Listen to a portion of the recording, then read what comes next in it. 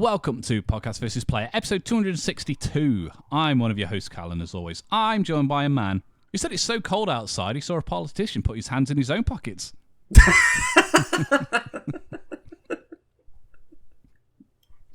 It's only bloody Dan. Hello. Hello. How are you? I'm back at work, Callum. You are. Been a busy I'm back week. on the work tip, and I forgot how fucking exhausting going to work is.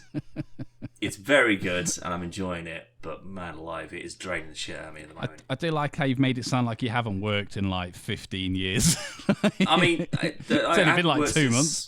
Yeah, but it's like mid-November, and that's the longest I've ever been out of work. Like, because I've always just left a place to go straight to a new place. I've never taken a place, left a place and then had a bit of a break. Not through choice, it's just because it was just a poor time of year. But yeah, kind of like getting back into the rhythm of it and the grind. I've got fucking boxes of sleeping tablets here to try and knock me out at like midnight so I can be up at 7:30, Callum, to go to the station to get a fucking train. I'm on my way to work then.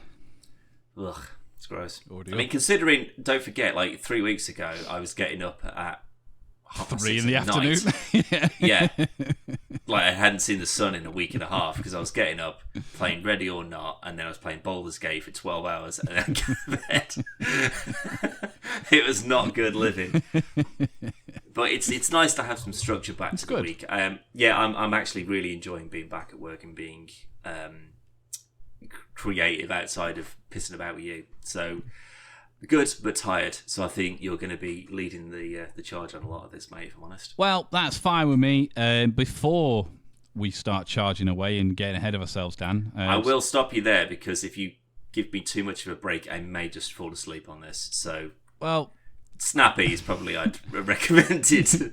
All I was going to do, the day. I was just going to do a plug, but go for it. If I'm still here at the end of it, Bob's your uncle. We'll get this out of the way, and then I'm going to make sure to involve you.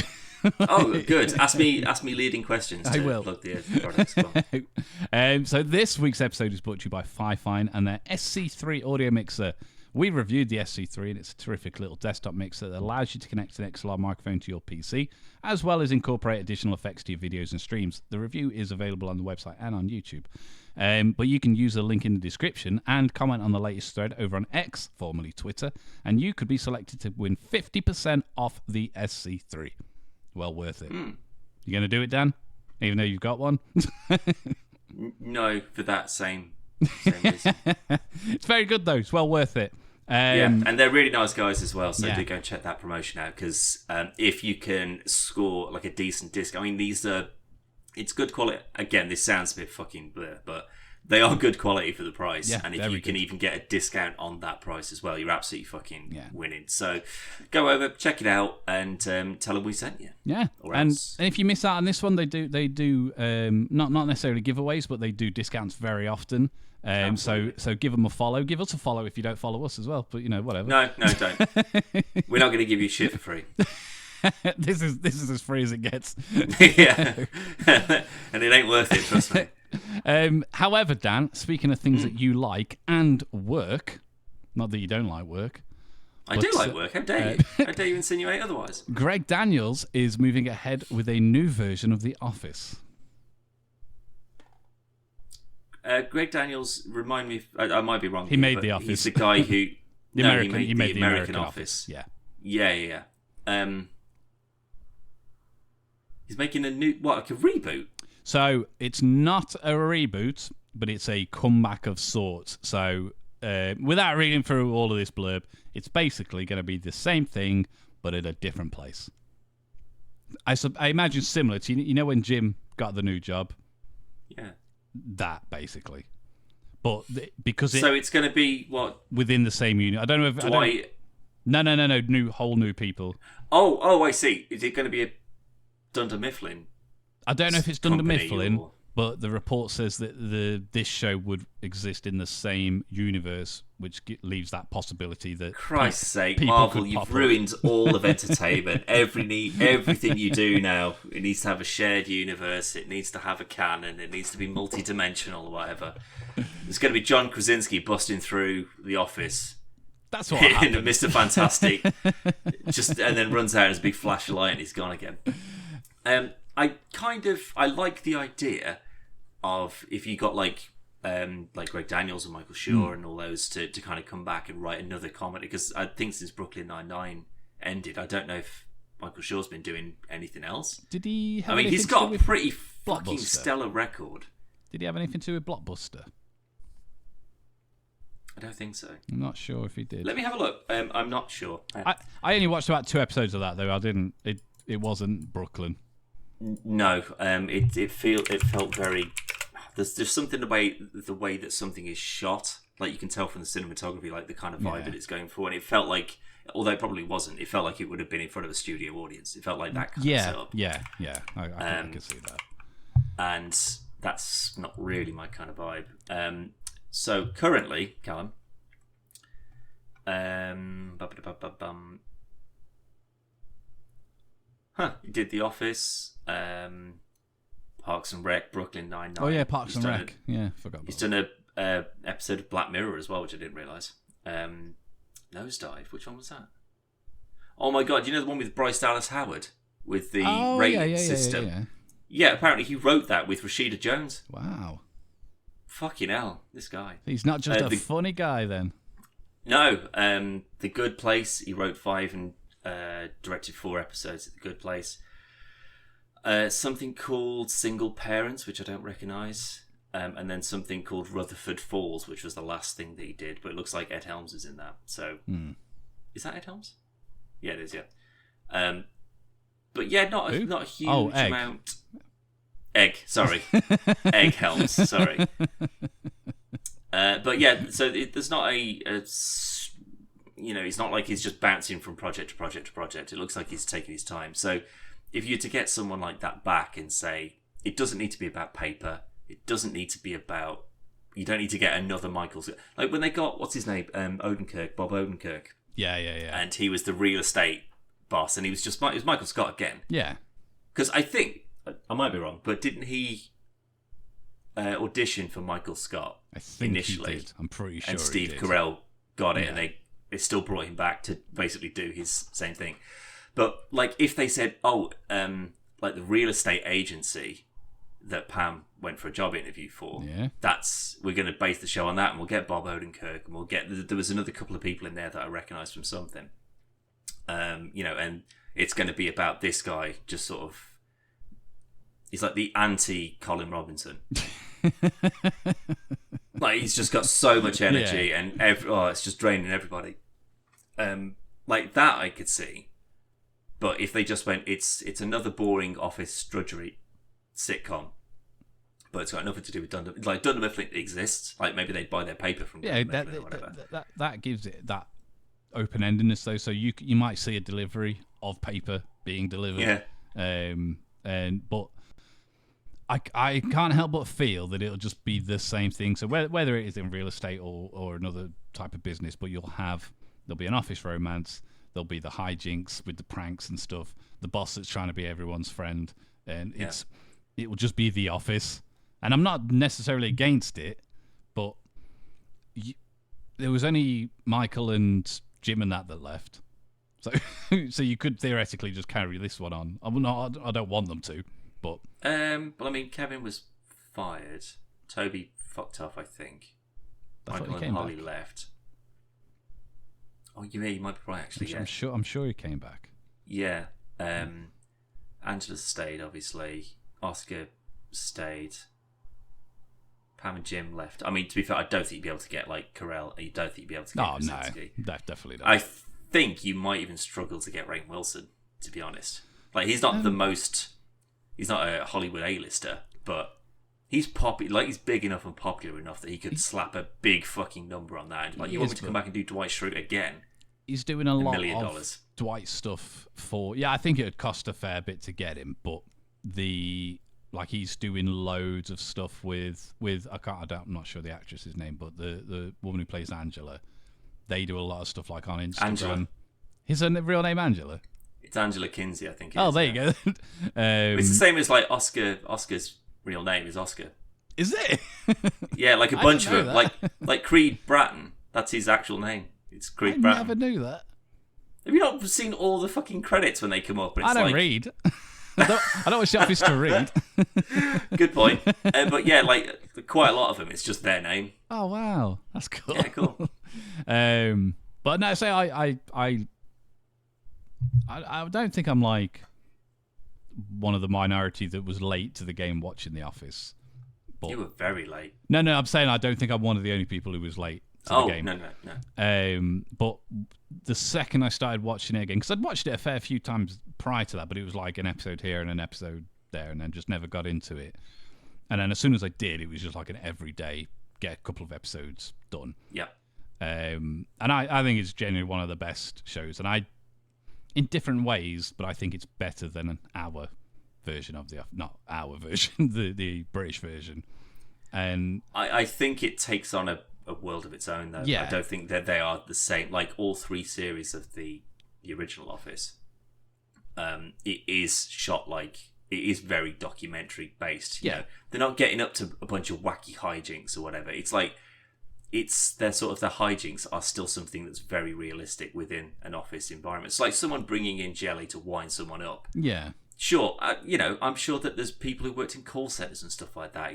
They'll do some silly thing, but wrapping someone's entire desk in wrapping paper, like no one's that committed to pissing somebody off, or like putting a wire up on a phone pole, like that. That's fantastic at this point. It's beyond realism. Whereas the British Office is very much skin-tearingly cringy. Yeah, it's purposefully very awkward.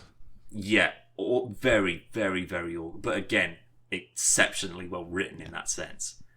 And I don't think it would have benefited from any of the. I think it wrapped up perfectly well. You got the great payoff with Dawn and Tim, and once they lost sort of like Steve Carell, it's sort of like, where are you going now? And it's all on egg helms to kind of steer the ship. Yeah. Instead of like, it's not. And then he fucks off on a boat. It kind of meanders a little bit, but it's still, it is still funny. I would much rather if they said it's still in the same universe or whatever.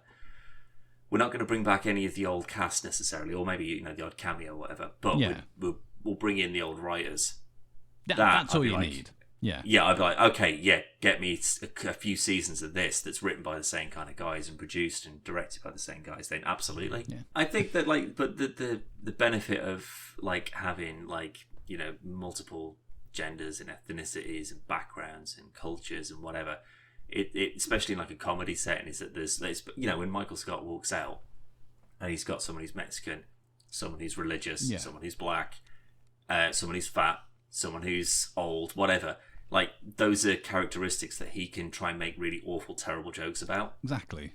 If they're all just white blokes in their 40s, where you go, oh, Terry, you're losing your hair a bit, aren't you? yeah, I'm getting old, mate. Yeah, that's exactly what's happening. Like, there's more sort of comedy shenanigans that you can get up to and kind of go wrong, and he does, obviously, for a lot of it. Yeah. So I'd be happy enough with, like, not necessarily like a cut and paste, a cringy boss, That's what it's going to be, though. to the camera, sort of like, kind of, funny guy, like the real guy in The Office. Yeah. A militant, crazy dork. Like, if they just hit the same marks again, it will just be compared to The Office again, and it won't be as good, because it's too timeless at this point. But if they just said, it's just another funny office comedy, then I think that's what they'll do, though. Maybe. Because that's what the American, like, if you look at the actual characters, like, and compare them, so, like, David Brent, Michael Scott, they're virtually the same. Michael Scott's more of a caricature of David Brent in a lot of aspects. I agree with that, yeah. Like, Dawn and Tim, Pam and Jim. Even, I've only just realised Jim and Tim. Even rhymes. Yeah. I never clocked that. What was Mackenzie Crook's character called? Gareth. Gareth, yeah. Gareth and Dwight are basically Keenan, the same Keenan, yeah. person. But there's like, if you look at like Packer and Finch, like Finch is just a massive cunt. Like, no one likes him and no one should like him. Whereas Packer, he's still got mates, but he's still, he's lacing cupcakes with laxatives and stuff like that. It's still sort of like it's a big wacky world. Yeah. Whereas that guy would just do a shit in your desk and like smush all your paperwork into it, and he'd be proud about it as well. Yeah, but again, like that was the character, and he was meant to be massively unlikable. And yeah, definitely for both David Brent and Michael Scott, even though they are mostly cringy and unlikable as people, they still have good traits. Whereas Finch was more like, I think one of the best examples of a funny show with excellent writing is when nobody goes to Pam's art exhibit except for Michael, because he cares. Yeah, because he cares a lot about her, and like that. It's only like a 7-minute scene, but it's probably one of the most powerful scenes of the show. And it's so expertly well done, but it shows that he's not. Everything he does is for a good reason. Some mostly selfish a lot of the time, but he's a good person. True, but then he also does try and kiss her after he's just failed to propose to his. Yeah, I'm not saying he's perfect. So. But yeah, so I don't know when that's going to be happening, but it's coming to NBC. I'd say I'm not optimistic about it, because I think it would just be a lot of trying to recapture something that was. And also, if you look at the first couple of seasons of The Office, they've run very, very close to the British Office, but they're not as good. No, it gets better when it becomes its own thing. It's when it takes away from that. But that's the thing. It's if it just becomes its own thing, and every now and then Craig Robinson shows up, or Mose is there, or whatever, like something like that, to just be like, oh, that's a funny little thing, or whatever. Then cool. Yeah, that's what I think. I'd like that. Yeah, but just keep us posted on that. I think, because I definitely want some updates on that as and when we get them. Something that's not going to happen, Dan. She-Hulk season 2. Been binned. Well. According to the lead star, Tatiana Maslany, maybe. She appeared on a recent episode of Codename Live. She said she felt that Disney was unlikely to greenlight a second season after season's one budget allegedly broke the bank. Disney's very small pockets. She said, quote, "I don't think so. I think we blew our budget." And Disney was like, "No, thanks." But do you know what the rumoured budget was per episode? Per episode? I'm trying to think of how much CG was in an episode. Well, put it this way. And Mark Ruffalo and Tim fucking Roth. Probably about 5 million an episode. You reckon? 25. That's more than some films, Callum. Good lord. The overall budget was rumoured to be $225 million, with each episode allegedly costing $25 million. Well, if I'm honest, if I'm the money man at Disney, with, like you say, basically infinite funds, I also would not be spending $200 million on another season of that. Absolutely not. Are you kidding? Obviously, we've talked about She-Hulk, this season 1 on Disney Plus now, but we talked about it before, and it wasn't great. And I think I still stand by. I think they handled it completely wrong, and it should have been a very different show, which also would have brought that budget right down. And I think it should have been more based on the court dealing with wacky characters, silly B and Z listers. Absolutely, yeah. And just made it, because keep it funny.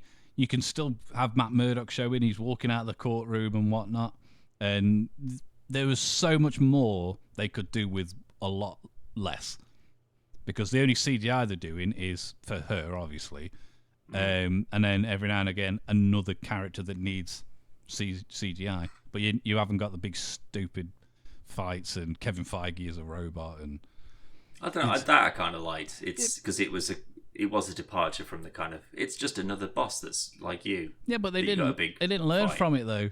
Where she didn't want this big stupid CGI battle because it's been done to death, blah blah blah blah blah, and they rewrote the ending of the show, and it was pretty good. And then they literally did exactly that in Secret Wars, Secret Invasion. Sorry. Yeah, that's true.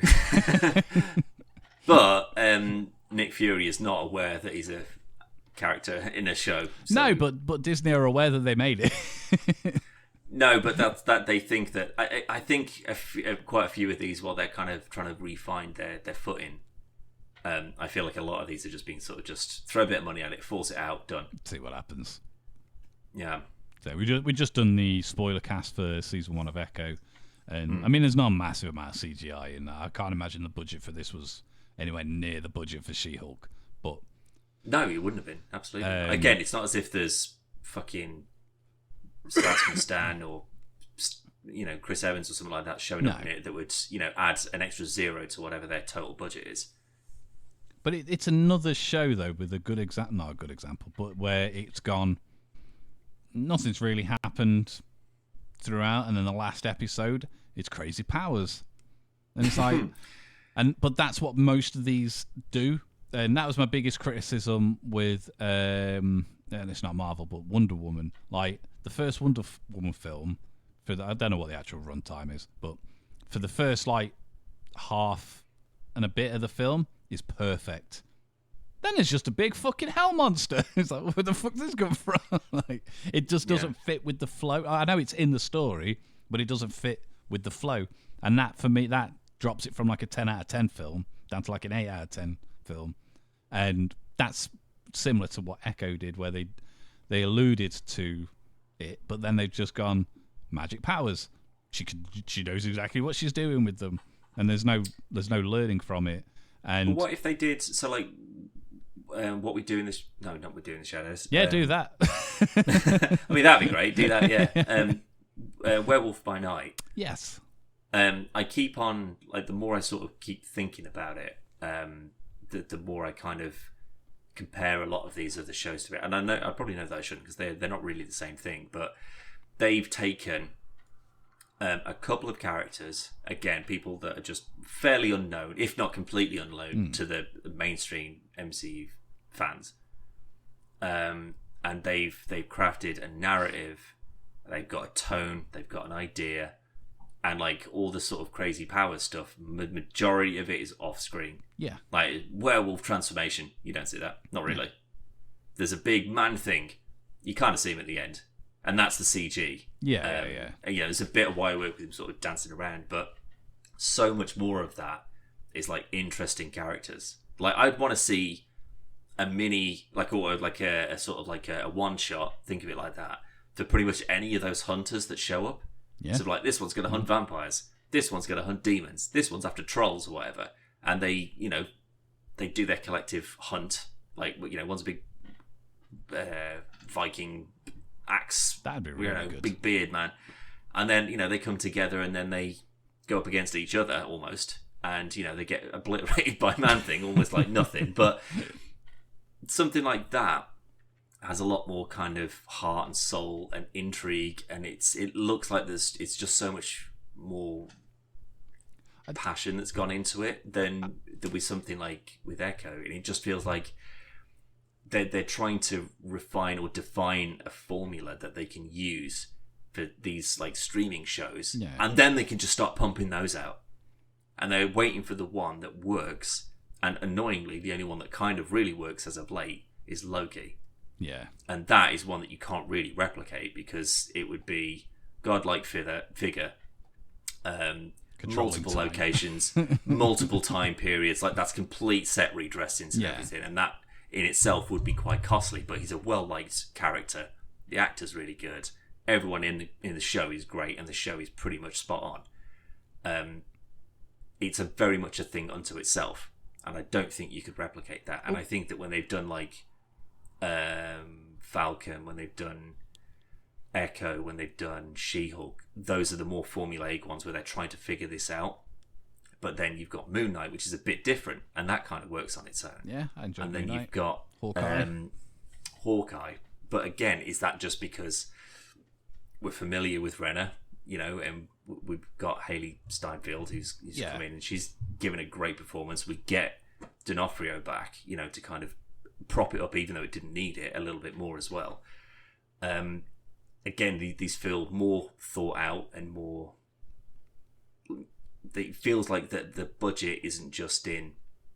Let's just get a name on a thing. Yeah. Or let's just get a person to come in and do a thing. Let's see if we can write a show that's going to stand alone compared to all the others, not to stand on top of a million phases with all of the others. See, I think that's their problem that they've done though, because with the exception of Falcon and Winter Soldier, all of the ones that have featured key Avengers have been pretty good. WandaVision was great. WandaVision, Loki, Hawkeye. That's it. Everything else has been either as good or fucking way worse. And I think it boils down to what you said with Werewolf by Night. That was more of a passion project, so to speak, as opposed to let's just pump the numbers up. Because if that didn't work, it didn't affect anything. It's not connected to anything really. They never have to revisit it again for anything. But it turned out very good, and it was one of the best things that they've made. Whereas stuff like you say, like with Echo, even Miss Marvel, I didn't think was amazing. I forgot about that, frankly. It's okay. I think out of the more lackluster ones, that had the most amount of love put into it. But I also think that that's because it's quite an important one in terms of where the MCU is going to be going, introducing spoilers, that one needed to mutants. work. Yeah, to tie it, but either all of the shows have to tie into something bigger in the universe, or none of them do. They need to. I mean, the whole formulaic thing that harks back to the Netflix stuff as well, though. Like, they didn't all work. Like, people seem to forget about the Defenders and fucking Luke Cage. I mean, Luke Cage wasn't the worst, but wasn't the best either. But they kept the same formula that did work for Daredevil, Jessica Jones, and Punisher, but it didn't work for all of them. And I think people need to stop looking, particularly Disney now, they need to stop looking at something and go, it's all connected and it's all one thing, and just make it good. It doesn't have to connect to everything. And I know that kind of like dilutes the whole point of the MCU, but you can make stuff. Maybe that's run its course now, though.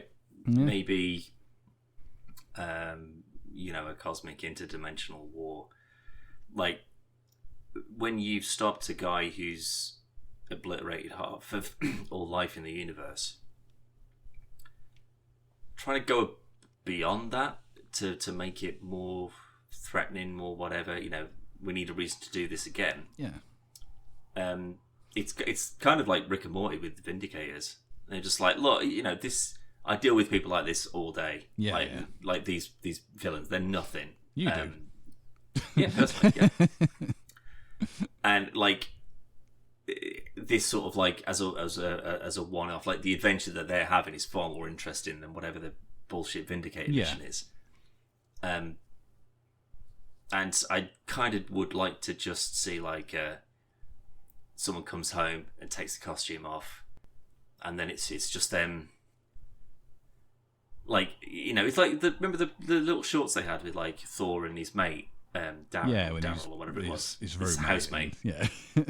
Give me that as a one shot. That I'd much prefer that than 5 episodes of a show that I'm just sort of like, eh. They kind of tried elements of that with She-Hulk, though, didn't they? Where it was your more out of the suit things and like trying to deal with life and whatnot, but it's the wrong character for it. It's really distracting when you can't stop. Like there's like an uncanny valley, sort of like blur around the She-Hulk character, and you're just sort of like, is this really good or is it actually really bad? And I can't quite tell. I was, funnily enough, I was talking to someone about this the other day, and I think my logic's quite sound, but you may disagree. So, Okay. hark back to Falcon and Winter Soldier. The opening. Harking. The opening scene. You've got Falcon trying to. You've got the bad guys with the helicopter and stuff, and he's flying through the valley with his wings and stuff. Mm-hmm. That suit's from the Avengers. Looks real good. End of the season. Spoilers. Gets his Captain America suit, which was on the show budget, so it's not quite as good as the movie suit that he had at the start. Looks very Power Ranger-y, but done on that budget. Go to She-Hulk. We see Mark Ruffalo. They've just used the model that they had for the Avengers, which was done on the movie budgets. Going to She-Hulk, they've done that model, which I think if you took Mark Ruffalo out, it wouldn't look as bad. But comparing it to a show, like I know this has got 25 million an episode budget, but that's still nothing compared to what the Avengers budget was. But the difficulty is that if you haven't absolutely crushed that CG as well, and then you have that in the real world interacting with real things, it's gonna throw it like it's as good as it's getting. It's not there yet. Not quite. Like where it's completely indistinguishable from real life.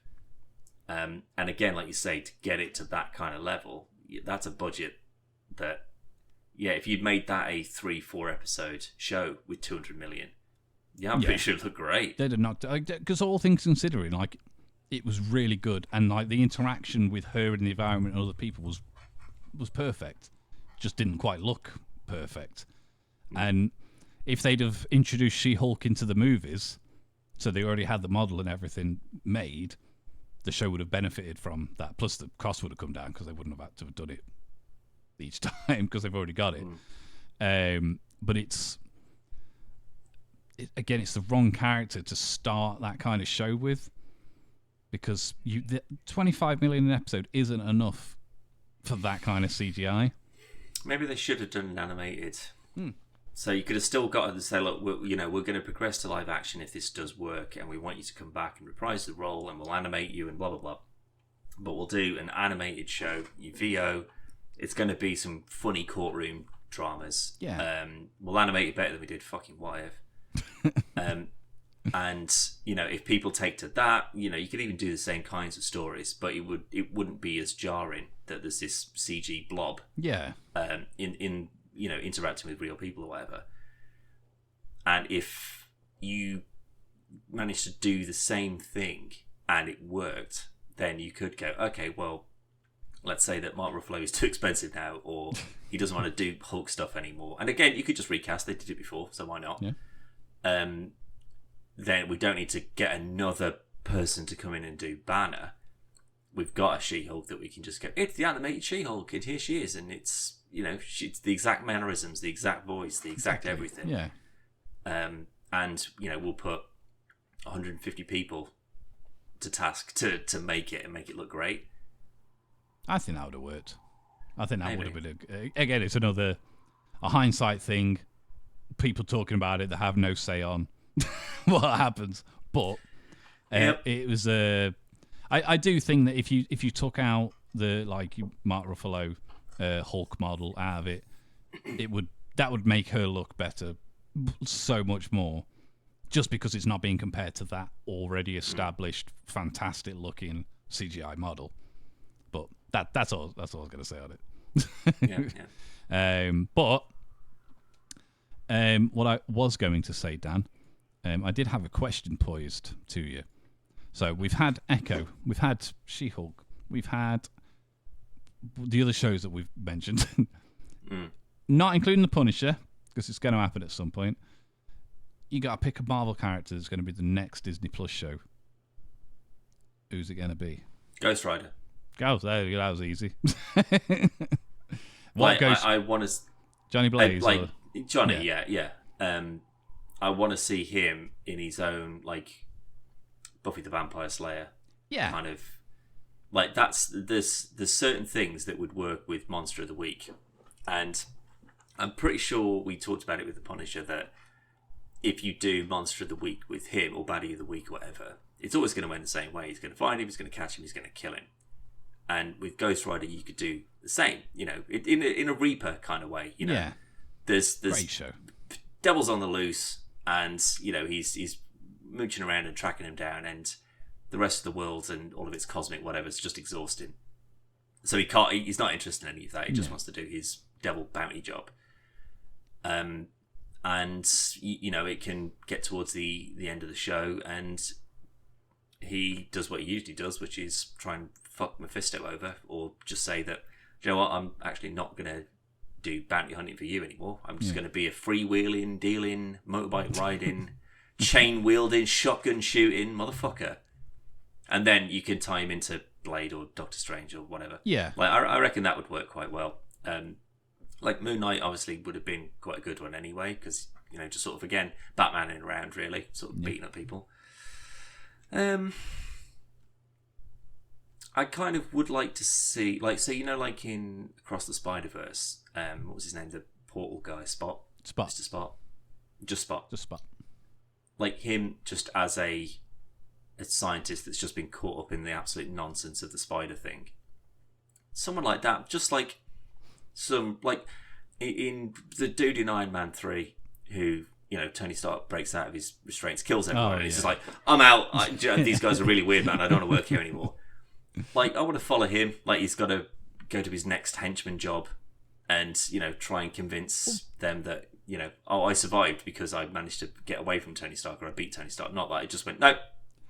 I think that would be a good, because that's it's essentially Lower Decks in the sense of it's it's the henchman stories. Yeah, it's focusing on within that world. So again, Spock gets mentioned and Picard gets mentioned, like all the famous people in Star Trek, but they're not in it because it's about the Lower Decks, and I think that would work quite well for henchmen assemble. And it's like it's a group therapy session, kind of like what they do in like. Yeah, I'd forgotten that was a thing in that. Yeah, but it's bad guys, just sort of, like Wreck-It Ralph. Yeah, exactly like Wreck-It Ralph. Yeah, but it's not Thanos and Ultron or whatever. It's like, it's Thanos' his mate who gets his neck broken by Ronin or whatever it was. It's it, and they're all just griping about their like world-ending bosses, and they're just like, "Oh, I'm just sick of it. It's just all fucking pomp and circumstance," and it's just them sort of just talking. But then you go, well, then Iron Man came in and kicked shit out of him, and now I'm out of a job, and they're like, well, you can work for my guy, but he's a bit of a knob, but he does pay well, but you've got to steal it first, like a group therapy session comedy, bad guy trying to. Yeah, I don't know, like not trying to be like good guys, or they're just sick of just their jobs, just being like they're sick of getting the shit kicked out of them by Daredevil. They're sick of being blasted across a room by Iron Man. Do you know what I mean? But they don't know any better or can't do any better, so a lot of henchmen are like where you do have a bit more of a. For the most part, you've got henchmen A, B, C, D. They're just there to be shot or beat up or whatever. But you will have certain stories that show that this guy's there because he needs to pay his kids' hospital bills, or he's going through a divorce and he can't afford a lawyer, so he needs to get them because he doesn't want to lose his kids. Need that one job just to... Yeah. And that you'll always have those that are the good people doing bad things for not legitimate reasons, because I don't want to like legitify, is that a word? Nope. No. Legitimize. I don't want to. Basically, I don't want to say crime's good. But if I had to do something awful for a good reason, I'd do it. Anyone would, because that's a position that you're going to find yourself. It's a survival in. Exactly. Yeah. Yeah. Like you can go and rob that bank and get me that one diamond, or I'm going to kill everyone in your family. You go, well, I'll give it a go. Yeah. I wouldn't mind seeing like one of the faceless Hydra goons like that's getting thrown about by Hulk or smashed by Captain America or Thor or whatever, just sitting there, and you just sort of like, they were thrown at an Avenger to try and stop them. Obviously it's not going to do anything. Yeah, and they're absolutely devastated because they were on track for a big bonus this month, and then their base got blown up. No workplace accidents in 16 days. Yeah, and their pension's been cut because their base got exploded and all their servers were there and they've lost all their currencies. what Bitcoin was on there. Yeah, exactly. Absolutely terrible. I think that'd be a genuinely good thingy for a show, and you could still have like all your big explosions and stuff, but they could be happening. It's all in like flashbacks or whatever. That's what I mean. Like you can use stuff from the films and stuff, but you could also have them like they're in a different room and you could just hear it happening, and just like, well, fuck now because Iron Man's here. I would like to see that'd be a great show. Like there'll be a million of them that you've just genuinely not even noticed, I'm sure. But there'll be like, Iron Man goes into a room and there's already a bunch of people that have already been killed or whatever, and two of them are in there and they're just hearing explosions and stuff, and they just like, just get down on the floor, pretend to be dead, and they've just absolutely wimped out so they don't get blasted. Yeah, that would work quite well. I think that'd be a good show, and like you say, the budget would be relatively small. You probably spend more money on the amount of just nobodies that you've got. Because you need like a big load of fucking people to play all these gang members, whereas traditionally there's like 4 or 5 a scene. Yeah, they can have like the meeting start traditional moment of silence for the fallen comrades from the last meeting. They were just like, Jim's not showing up, so he did get that job back at that Hydra base in Sokovia. I'm pretty sure that Sokovia exploded. So it's probably safe. We lost Jim. To Jim. Pour one out to Jim. Yeah. I'd be well up for that. And I imagine if Disney are listening to this podcast, which we know Kevin Feige is a big fan, they'll be making this as we speak, and we'll get no royalties for it. Typical. It usually happens. Don't get me started on the Pokemon trading card game for iOS and Android. Fucking Nintendo. Anyway, but I don't know. I know I asked the question, but I don't know. The ones that I want aren't going to happen. Obviously, Wolverine, but I just want them to do Daredevil and do it good. I think Black Knight, like with what they've teased in like the Eternals, that he's going to be in it to some degree. Like that would be again a kind of a not flying through space, shooting lasers kind of thing. So again, it wouldn't be a massive budget necessarily. No. So that'd be pretty decent. I would like to see Nova, like actual proper Nova. Yeah. But they're steering more away from the more cosmic-y side of it. But now, there's a throwaway line in Infinity War, I think, where they're just like, "Oh yeah, Thanos has already been to Xandar and like torched it." So like, you can imagine that like half of Xandar's gone, or most of Xandar's gone. Like the Nova Corps been obliterated, and there's only a couple of Novas left, and they kind of have to do that Green Lantern kind of peace cop thing. If they're inspired by Captain Marvel or something like that. Something like that, like a space cop thing, or like the Blade Runner, Nebula thing. That'd be good. That'd be a great show. Do not. Like there's the only thing that I would genuinely want to see, and they've tried it a billion times and it's always failed, is an X-Men show that's talking about not Wolverine and not Cyclops. And just put them in. They don't need to be lasering everything and jumping out of helicopters. They can just be there as just normal people who are looking after kids, and Oh, how about this? How about we go back to like Japan, and we've got Wolverine, but it's Patch.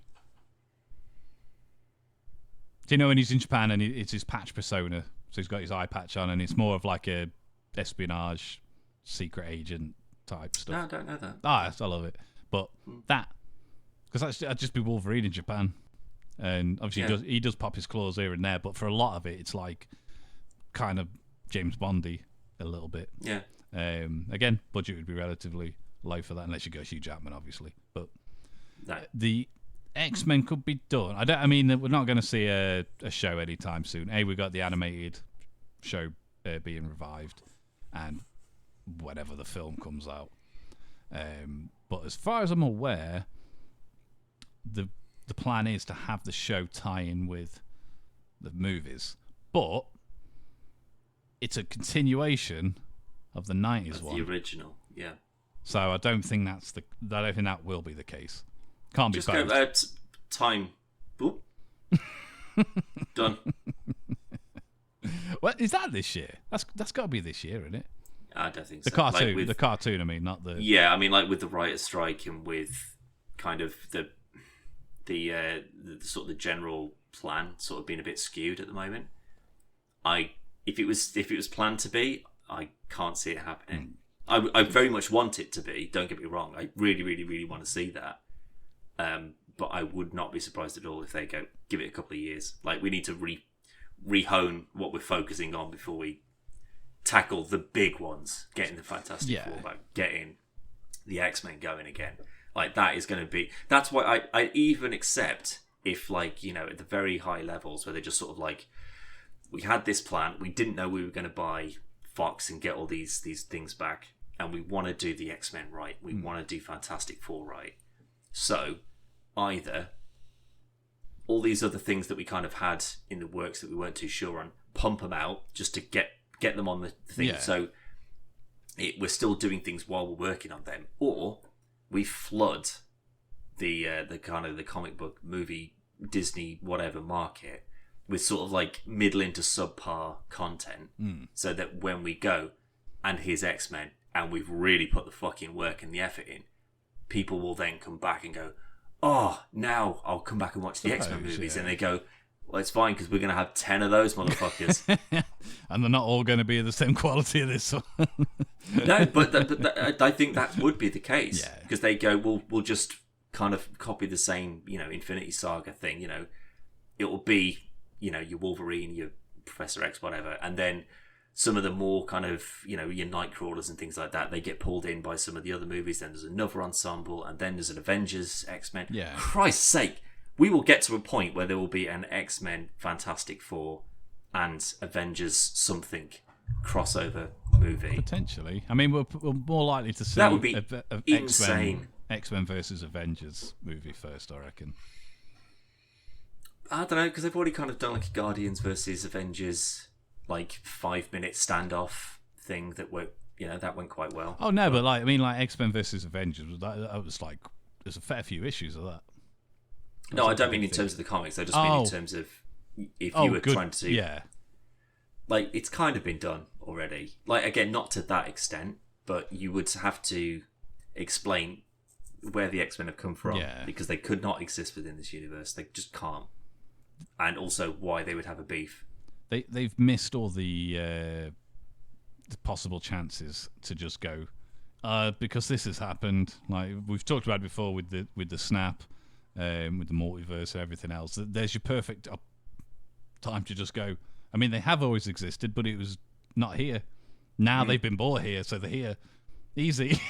But exactly. I don't know how they're going to do that.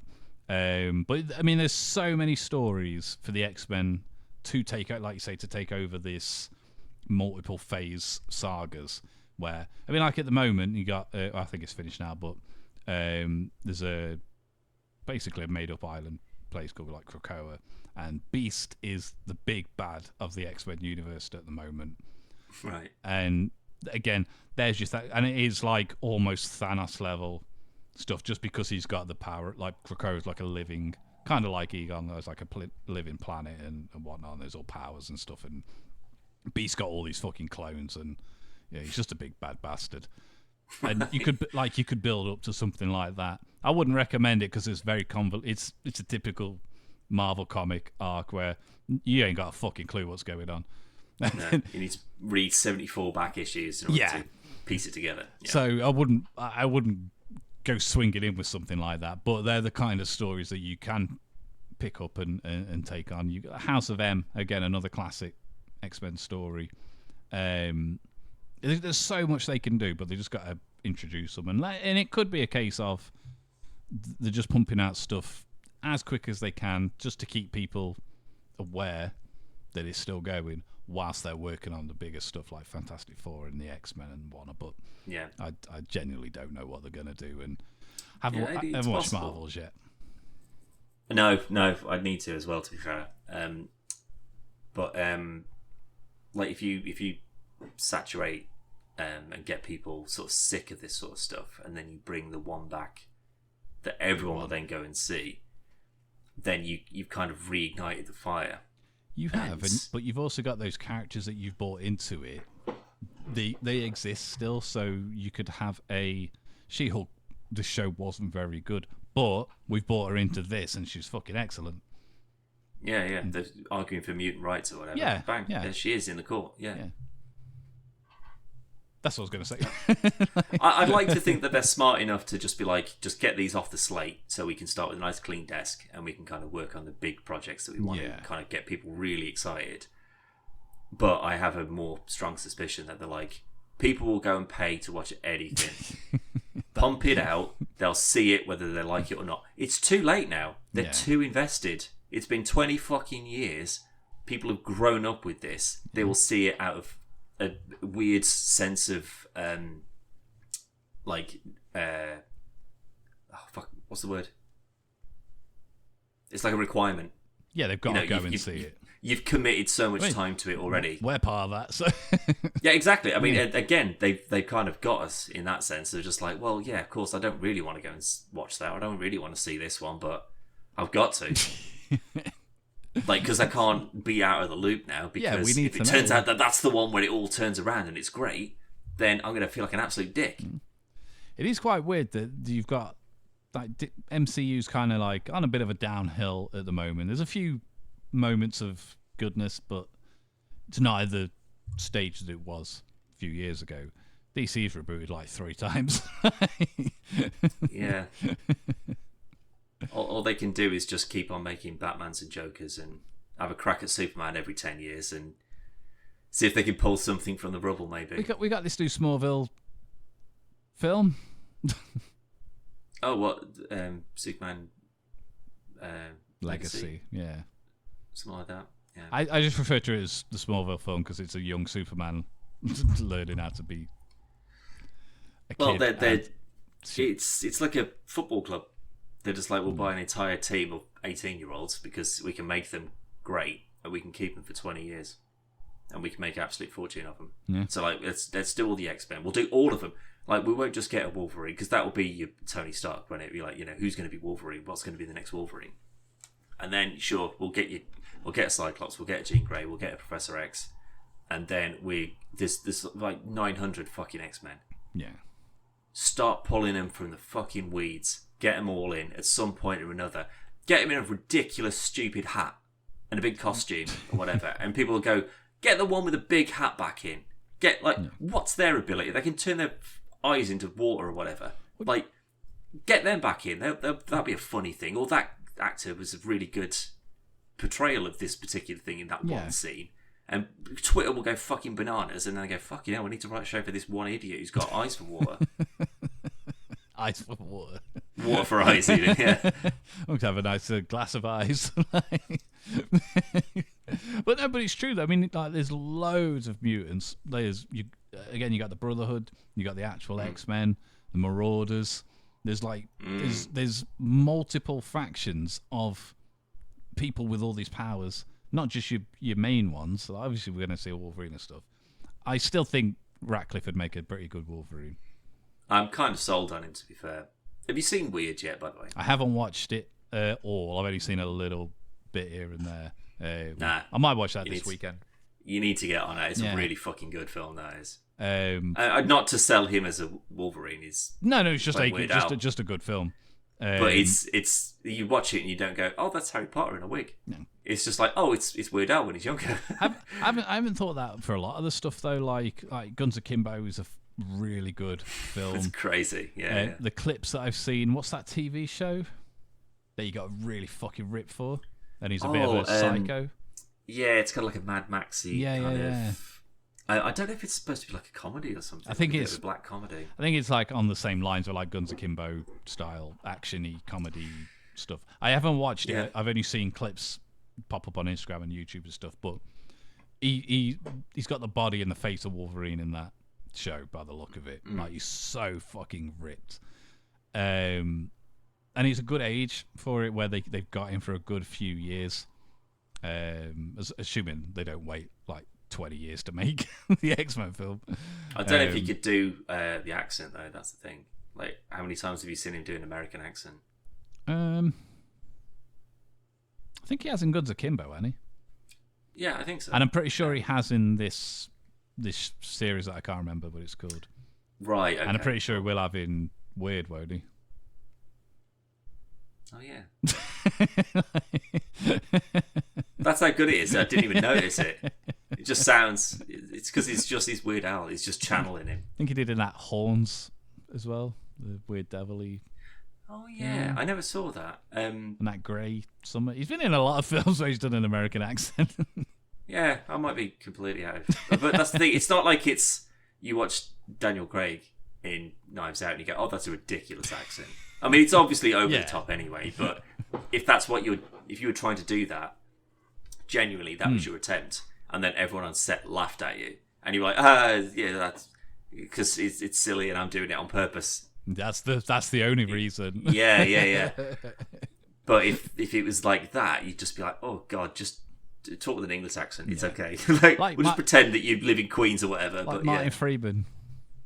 With Black Panther. Yeah, I agree.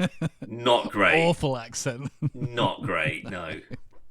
I'd prefer it if Daniel Radcliffe did Wolverine with Daniel Craig's accent from Knives Out. I say, Professor X. What you doing over there, Bob? I'm the best there is at what I do. Yeah, I just absolutely impaling someone and just go, Avada Kedavra, like right in their face. Great, love it. That would change the fucking game for me. That would. I think what you should do: get Ratcliffe in as Wolverine, and then get Jackman in as Sabretooth. I don't really want to see that, by the way. But no, I think just to mess with people's minds. No, you get fucking. Oh God, I can't remember his name now. Fucking Ron Weasley. You get him to come in and do Sabretooth. Yeah, that's the one. Get him in on some stilts. Just speaking, this is completely random. I saw a picture today, and basically Donald Trump, he's just got this long coat on, and he's in like an airport or something. And then somebody's taken that picture and done a sketch over it, and it looks like that he's two kids going into a cinema, like on top, like on the shoulders. It's the weirdest picture I've ever seen. But yeah, I mean, he hasn't done a lot of stuff though, has he, lately? Not Donald Trump, the chap who plays Ron Weasley. I can't remember his name now. Why can I not remember his name? Honestly, I know him as Ron. Yeah, annoyingly, yeah, that's all I can picture him as well. But that would be a proper... I can't see Ratcliffe agreeing to it purely because then people will just go, it's Harry and it's Ron. Back together. No, I if anything, I think he'd say no, because he'd be like, I'm not doing like another 10-year franchise thing. Like that's a bunch of my life that I've got to tie up in another thing. I mean, I bet if they said we'll pay you 50 million a pop, and if they pick up, you'll get even more. Then he'd be like, sure, yeah. You keep me this shredded and keep me in. Ain't be funny. Like ones or whatever. Jackman's jacked it in. But if I guarantee if they turned around and went, I know you're obviously getting on a bit and there's a lot of strain on your body and stuff, but now you've got a suit, so you don't need to work out as much because it's like defined and that, and we'll give you 200 million a film. He'll go, yeah, no problem. Yeah, because like money talks. Okay, well, you're gonna act. Are you acting to act or are you acting to work?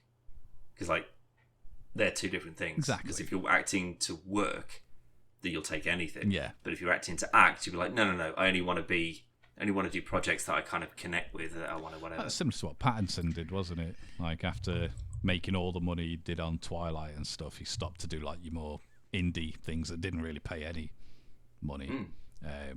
Whether that's the right thing to do, I don't know. But I don't know. I mean, he's still done some good stuff, and again, he's good enough to not just be like, oh, it's the vampire guy. Like, you know, you haven't seen Tenet yet, but he's really good in that. Yeah. I think he's a very good actor. Like, have you seen the Devil? Where's Prada? Devil All the Time. I haven't even heard of that. It's a really good film. Tom Holland's in it as well. Is that the one when he's in the army? Or is it the one where there's like no women? That's Sherry. Oh, it is. That was the Apple thing, wasn't it? That was a good film, though. That was a good Tom Holland film. But the Devil All the Time, Rob Pattinson's like a like a priest that's alluded that he's a bit of a naughty person with children, but he's like underage girls. Yeah, and one of them is Tom Holland's sister. It's a really good film. It's well worth watching. It's not very old. Think I've heard of that. Probably about 4 or 5 years, if that. Maybe not even that. Very good film. Devil All the Time, it's called. So it's like backwater Alabama-ish area, so everyone's very religious and whatnot. But yeah, it's a good film. Good film. But I like Robert Pattinson. But seeing him go, obviously he was in the Twilight stuff, global megastar, doing these more indie-based films, done a few blockbuster films, then come back for Batman. And I remember seeing an interview with him that he was sleeping on his agent's sofa because he hadn't got he'd spent all of his fucking the money that he did have from Harry Potter and stuff, and he was fucking broke. Twilight. No, from Harry. He was in Harry Potter. Cedric thingy. Oh shit! Yeah, of course he was. Yeah. Well, that was it. Oh, you're going to come into this incredible franchise. You'll be killed in the same film, though. Yeah. No one else is. No one else is. Everyone else, Crabbe and Goyle, yeah, they're in there for fucking 10 movies, mate. You get one go in a maze and you're shot. That's it, you're out. But yeah, like the money that he did have, he like pissed it all away. And then his agent got him a audition for Twilight. And he was that nervous. He was like, I can't do it. Like, I'm dead nervous, whatever. And she was like, there's some like Xanax in the bathroom. Just take one of them and go. But he took too much, and then he's like off his tits. But he still managed to go to the audition, did it all. But they didn't like that they were going to fire him after, just because of the way he was played. Like, he was like, it's just too creepy. Like, the way you're acting is just too creepy. And too creepy. It's like a 160-year-old vampire. Well, that's what on a 16-year-old or whatever. He was saying, like, I'm just. He didn't like mouth off, but when his agent took him aside and just said, "Yeah, they're gonna.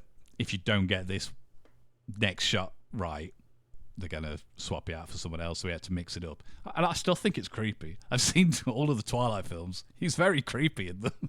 Yeah, but I assume that's what it's meant to be. What's a step up from that level of creepiness? I think you go more like over here, Bella, like Leslie Nielsen vampire. I can't remember the name of the film now. Great film though. Yeah, I need to see that again. I haven't seen that in fucking forever. I'm on an arm with to watch like Naked Gun and stuff at the weekend. I've been watching loads of clips. But just remember, O.J. Simpson is in that film, and I don't know if you know, but there's a bit of controversy about him. Is there? Yeah. I'm not aware of that. I don't know, he touched some pigs or something, I can't remember. Naughty boy. Yeah, that's what they said to him as well. Yeah, they did, to be fair. You watched was it a movie you watched, or a documentary? What? About O.J. Simpson on Amazon. Oh, no, it was it's the People versus O.J. Simpson. It's like I'd say reasonably kind of like dramatic retelling of the trial, and it feels like a very skewed, like, bias, not heavily, but it feels like it's a kind of a biased kind of narrative, or it's a very faithful retelling, and that trial was absolutely fucking bonkers. It's I genuinely suggest you do watch it. It's got Cuba Gooding Jr. and it's got Sarah Paulson. I did intend to. David Schwimmer. Like, it is really well put together. It's how much you actually want to put stock in, because it looks like the way that they sort of show it is that, like, the defense was all about, he's the juice. He's a national megastar or whatever. He couldn't possibly do this, and like the detective is an insane racist. And they proved that he was in this retelling, that he was a massive racist. So how could you possibly believe that?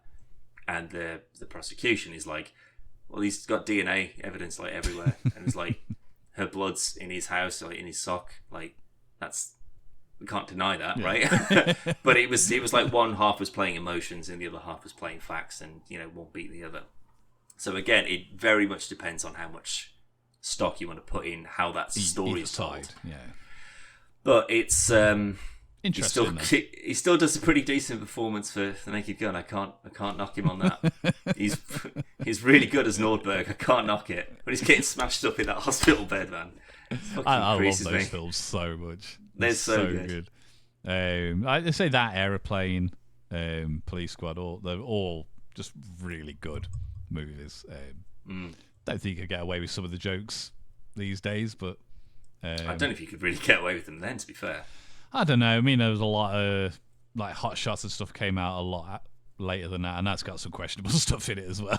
That's true. Yeah. Even your scary movies and stuff, which arguably are heavily inspired by. Sorry, don't put fucking Hot Shots and Airplane in the same anywhere near the same category as the scary movies. You're kidding me. What I'm saying is, some of the jokes in Scary Movie you wouldn't get away with now, but it seemed to be fine back then. No, not as well as that. There's some very like racist, homophobic, etc. jokes in there. Yeah, that was very much the 90s sort of like Friends. That's what I mean. It's like, hey, it's homophobia, but hey, it's okay because we'd said it with an accent. Okay.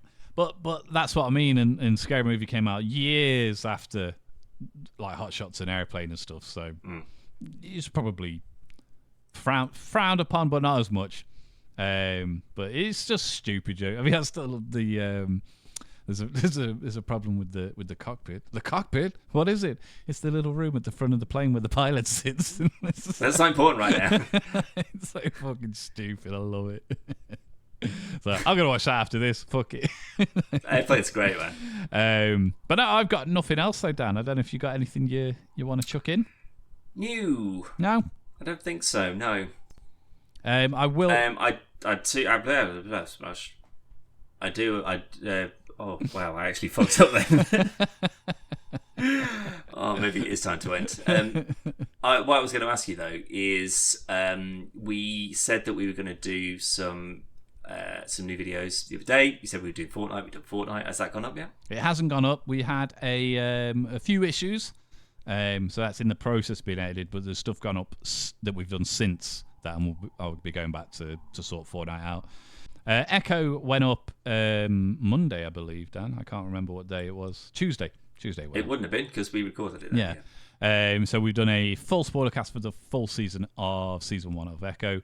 We've also done a brand new Convince card. It's been a good while since you tried to convince me to do anything that we could put on the internet anyway. Exactly. And who knows how that will go. But to be fair, when this goes up, I think Convince Cal will go up the day after. So that's in the process. The Fortnite video we've done, Dan finally played Lego Fortnite. I played something that's related to and not actually Fortnite. It's within the Fortnite universe. I told you I don't accept combined universes anymore. It's its own thing. If I go and play the Guitar Hero thing in Fortnite, it does not mean I've played Fortnite. You haven't played Fortnite. You've played Lego Fortnite. Thank you. Very different, completely different thing. And you didn't hate it. I didn't hate it. Just saying. We'll be doing some more of that, but that'll be going up soon. And I think other than that, it's just a few reviews that have gone up since the last podcast. 2 to be precise. I don't think we've got anything in particular planned. So if you've got a pitch for me for our recording on Friday, we're going to knock a couple of videos out. Then this is the time to try and convince me, my friend. Well, what I am going to say is, Dan, I think we should do a little bit of game sharing, and we should do Resident Evil video. No. A revisit to Resident Evil 2 remake. Absolutely not. Resident Evil 2 has just dropped on Game Pass, the remake of Resident Evil 2. We played the 1-hour demo for it when it came out about 5 years ago, whenever it was. And I'll be honest, Callum, when I was in the police station, every time I'm checking a locker, I'm like... So that's still the guy one of my that made favourite me, moments of any video game ever. The guy that fell out of that locker that made me absolutely crap myself, he didn't get me this time, and I'm not joking, and I know that this is a game that's about survival and it's about resource management. I put 3 extra bullets in his head because I was like, I'm not coming back in this bathroom again, and you are in another locker or hanging off the roof or something, and you're going to try and scare me again, so you're definitely dead. But no, I'm not playing that with you. You fucking mad. It'd be so good though. No, because now I told you yesterday, I've gotten to a point now where it's starting to get more intense, and I specifically put it on easy mode so I didn't have to worry about having a fucking stroke. But now it's very much at a point where that's going to be impossible to avoid. It's not an easy game on any setting. Like, it's not overly forgiving. One thing that I've never liked, but I think it is technically a good thing to it. Like, zombies don't take the same amount of bullets to kill. So you could get them all in exactly the same place, and that one took 7 bullets, but that one takes 4. Yeah. And I like it, but because ammo is, for the most part, quite scarce, I'd like to be a bit more... If I can get 2 headshots, it'll put them down. Okay. Yeah. If I miss, that's on me. I fucked up. Yeah, absolutely. But again, that one's took 7 headshots, and he's still not dead. I don't know if it's just a randomized thing. I don't know. Or maybe if it's sort of like, it takes 4 to put them down, and then if they get back up, it'll only take 2 to put them back down again. But it's 6 minutes before they get back up again. So there's like a bit of a timer on it. I mean, I like the I can't remember if you could do it in the original one, but once they're down, you can stamp on them to make sure. But I cannot forgive whoever made this game for not having a finish the fuck out of them button. Like, have you never played Dead Space? Right? Stamping on one of those motherfuckers' heads after they've just come through a vent and scared the bleeding life out of you is one of the most satisfying things that you can do in a game, right? And the fact that I'm just sort of like, you've been sat there, you're sort of slumped over. I need to go over to you to see if you've got a thing on you that I need to take off. But that could trigger you to jump me, or I could come back past you in 2.5 hours after I've been past you 43 times, backtracking to get another key that's got a different symbol on it. And that time, you're going to be gone, and you're going to be behind a door over here now. Like, just let me blow their face apart, and then I go, right, you're definitely dead now. Then I'd be able to sleep at night. That's why now that I've gotten to a specific point in the game where that's no longer going to be an issue. Like, so I'm unlocking more areas of the map, which means that I don't know these rooms and I don't know my way around, and it's all fucking dark again. And now there's just going to be dogs that will just throw themselves through a fucking window at me. And they move so fast that I can't make a shot without missing. That first time you encounter the licker, I still think that's one of the best moments in... I got past him. I like when he's just sort of like on the roof. It made me jump. That's what I mean. That's what I saw. When he just goes woof and just grabs that guy. Yeah, totally didn't see that. But then I went into the Star headquarters room and sort of did a bit of skulking around in there, and then came back out and I was like, maybe I'll engage him. Like, it's set to easy. I don't know how difficult it'll be, so I'll just go out and I've just saved, I think. So if it kills me, it kills me. Yeah. I went out and he was gone. And I was like, oh, wanker. Why didn't I take the opportunity to just... I needed to see how difficult that fight was going to be, to see how much effort I need to put into sneaking around or whatever. And then he did jump me at some other point. Through the window or whatever it is. And also the fact that there's no dodge or anything like that, ridiculous. These things just leap across the room at you, and you've got nothing you can do. Yeah. I mean, this is what I was saying yesterday, that you'll like Resident Evil 4. There's a dodge button, you got a melee button, you can finish them off. It's the perfect Resident Evil game, and it's not long been remade. Yeah, that one. I am aware that one came out last year or the year before. I think, didn't it? But it depends on the Quest as well. If it shows up on Game Pass, I'll play. I've said this many times before. I will not pay for a scary game because I'm not paying to have my. What about Dead Space? You'd have paid for Dead Space. I did not pay for Dead Space. Did you not? No, I got Dead Space 1 and 2. I don't think I got... I think I played Dead Space 3 with someone. So presumably it was theirs, but I'm pretty sure I got 1 and 2 second hand. So that's not me paying the developers. That's me paying Mr. Chips or CEX or whoever the fuck it was. I love a good horror game.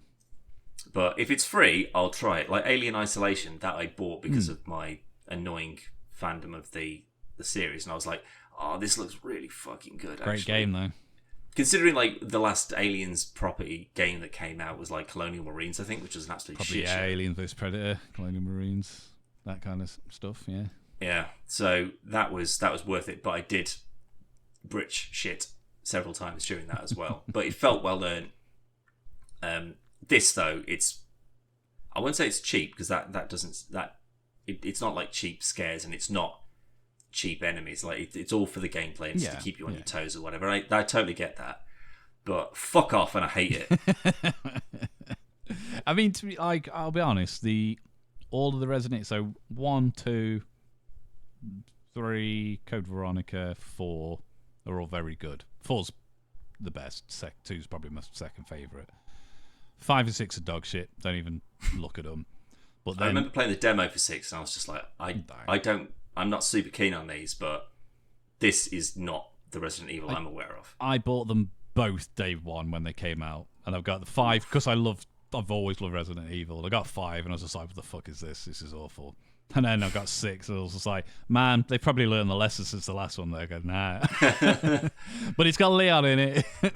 Right, yeah. But then 7, I always look at Resident Evils as these are B-movie horror style, like that genre of horror. But then 7 is I don't even know, like your Hills Have Eyes style horror. It's a bit more psychological and weird and gross, but you'll fucking hate it. And that's why we're going to do a video on it together. Absolutely not. In VR. No, absolutely not. You're insane. I'll die. Resident Evil 4's in VR. I've already got it on there for when you come down. We don't have to do a video on it, but I want you to try it. I haven't tried it yet. Absolutely not. Like, it's bad enough with this, but I can peek around corners and stuff like that with a torch.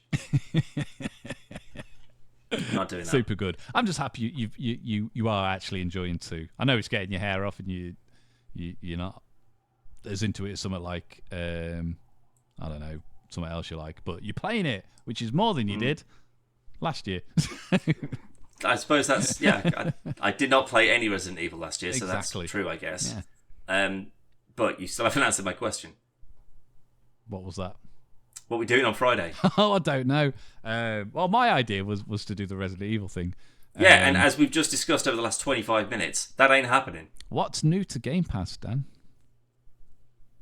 Power World. Is Power World multiplayer? Yeah, online co-op. Online co-op, online multiplayer, cross-platform. Yeah, online co-op, online multiplayer. So we're doing Power World. I don't know, because I haven't installed this because I can't install it. So if it becomes installable tomorrow, then yeah, absolutely. Or on Friday, I'll have to set it to install when I get home from work, which means it may not be ready. We will see. If not, we'll have a backup. But hopefully Power World. If not, something else. Cool. That suits me. Absolutely. We didn't do any Pokemon games, and then we did Pokemon Violet and Scarlet, and now we're doing the new Pokemon. Yeah, maybe not. But we probably should do some more Pokemoning. We need to. We need to do some more on that. And some other Switch games. You haven't got Wonder, have you? Mario Wonder. No, I haven't bought any Switch games since Scarlet. No, it's really good. Since Violet. Really good Mario Wonder is. Again, we could do some of that, Nick, when you're down. Cause that's definitely. Play. It's very good. Yeah, that's all I got. Cool, that'll do. End it on a high. So we'll see you in a bit. Bye.